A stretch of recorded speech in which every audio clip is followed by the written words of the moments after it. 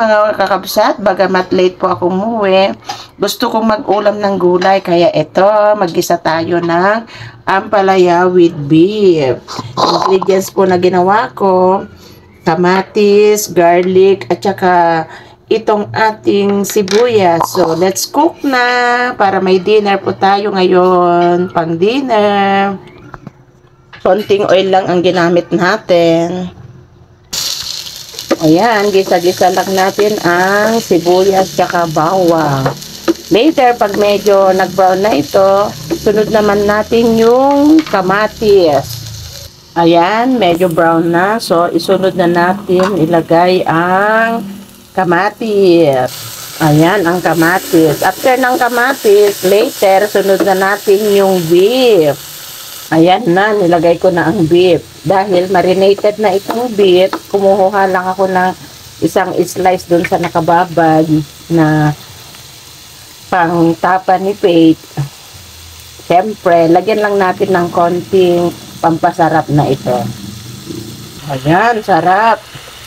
Pinaktakan ko lang ng konting ganito. Ayan.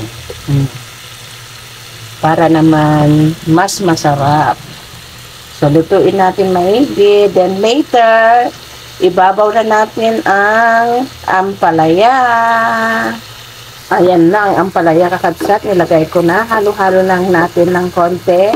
Half cook lang ang luto natin kasi half cook lang gusto ko. Gusto ko yung medyo malutong-lutong para mas masarap. Ayan, mga kabsat. Naluto na ang ating ginisang ampalaya with beef. Parang pang-almusal lang yan, pero gusto ko this time dinner naman. So, ayan, luto na, kain na po tayo. Ito na, dinner na po tayo. Magkakamay po tayo ngayon. Sarap. Kanin yung sinubo eh. Anong sinubo eh. Sarap. Sarap ng aming ulam.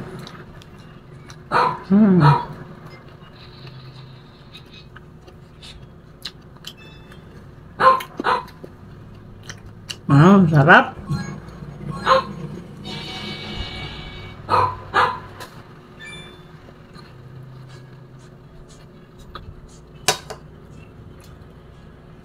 Sarap nitong itong ampalaya.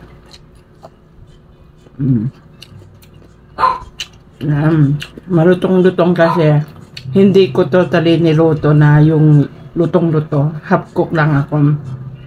Hindi ko rin hindi ko rin binabad sa asin. Gusto ko yung natural talaga, yung malalasahan ko yung pait talaga. Kasi alam naman natin na ang ampalaya ay gamot din. Ano na lang ang lasa kung tinanggal na natin ang pait. O, diba? So, hanggang dito na lang. Salamat po sa inyong panonood, mga kakabsat. God bless everyone. Bye-bye!